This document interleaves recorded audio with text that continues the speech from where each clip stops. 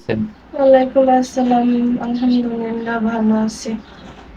তো আপু আমাদের জীবনের গল্পের অনুষ্ঠানে দর্শকদের কাছে আপনার জীবনের কথা বলেন। হ্যাঁ, বলবো তো অবশ্যই, কারণ আপনাদের ইউটিউব চ্যানেলের মাঝে বারবার আসি, দেখি যে একটা মনের মানুষ পাওয়ার জন্য। কিন্তু এত ভিডিও করলাম ভাইয়া, একটা মনের মানুষ তো পেলাম না। আসলে কি আমার চেহারা খারাপ নাকি ভাগ্যটাই খারাপ, বুঝলেন, সেটা আমি বুঝতে পারি না। যে প্রত্যেকটা মেয়ে তো চায় সুন্দর একটা জীবন সংসার সাজাইতে, সুন্দর করে একটা ঘর বাঁধতে। কিন্তু আমিও তো চাই, কিন্তু আমি কেন পাই না বলেন তো?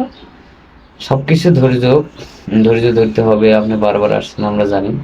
আসলে না, আপনি অধিক সুন্দরী, কিউট একজন মেয়ে, বা আপনার আচার ব্যবহার অনেক ভালো। মানে আমাদের চ্যানেলে আসলে কেউ ফিরে যায় নাই, এমন মেয়ে কম আছে।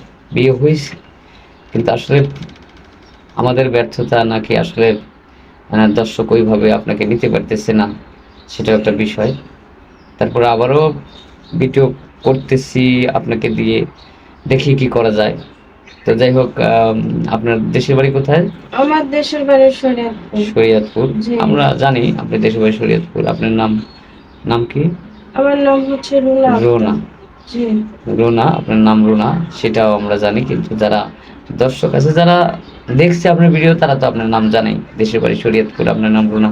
কিন্তু যারা নতুন দর্শক যারা অ্যাড হয় বা দেখে, হ্যাঁ, হুম। তারা অনেকেই নাম জানে না। আপনার পরিবারে কে কে আছে? আমার পরিবারে মা আছে, বাবা আছে, ভাই আছে দুটা, আর হুম, বোন আছে। বোন আছে। আগে জি। বিয়ে হয়েছিল আপনার? জি ভাইয়া, আগে আমার একটা বিয়ে হয়েছে এবং কি আমার ছোট্ট একটা বাচ্চা আছে। বাচ্চা আমার কাছে নেই, বাচ্চা হচ্ছে বাচ্চা বাবার দ্বারে থাকেন। স্বামী এখন আমি ছাড়াছাড়ি হওয়ার ছিঙ্গেল। কারণ কি হলো? মানে ডিভোর্সে কেন হলেন? ভাইয়া কার দোষ ছিল? আপনার না আপনার স্বামীর? দেখেন, একটা কথা হচ্ছে কি, যে একটা মেয়ে মানুষ চায় যে সংসার সাজাতে, কিন্তু কখনো চায় না যে স্বামী ঘর থেকে এসে চলে আসুক। স্বামী কি মদ কিন্তু গাঁজা খাইতো? মারধর করতো? আহ, হ্যাঁ, মারধর করতো এবং কি ওনার বাবা মার কথা শুনতো বেশি, শুনে কান কথা শুনতো বেশি। কান কথা শুনে আর নেশাও করে না? হ্যাঁ, নেশা পানি নেশা করতো পানি করে টুকটাক। অত্যাচার করতো। হ্যাঁ, হ্যাঁ। কতদিন সংসার করছিলেন? আমি সংসার করছিলাম 7 বছর। 7 বছর পর স্বামীর ঘর থেকে চলে আসতে হলো বাধ্যতামূলক। হ্যাঁ। হ্যাঁ? আর যে আমার সন্তান ছিল, ওনাকে ছোটবেলা থেকে তারা রাইখা দিত, আমার কাছে দিত না আর কি, বুঝছেন। তা আমি তো একটা মা, আমার তো ইচ্ছা জাগে যে আমার সন্তানকে বুকে নিয়ে ঘুমাসি, আমার সন্তানকে মাদ্রাসায় স্কুলে দিয়ে আসি। এরকম তো প্রত্যেকটা মেয়ের একটা শখ দুঃখ থাকে, লাগে কিন্তু আসলে ওই আপনার কথা শখটা শুনে। আমার কখনো পূরণ হলো পূর্ণ না। হয় নাই। এবং কি আমার সন্তানকে একটা রাত বুকে নিয়ে আমি ঘুমাতে পারি নাই। আরে, আর অনেক দুঃখের দেখা বিষয়। গেছে আমার সন্তান আমার যে একটা মা করে ডাক দিবে, সেই সুযোগটাও আমার শাশুড়ি দেয় নাই।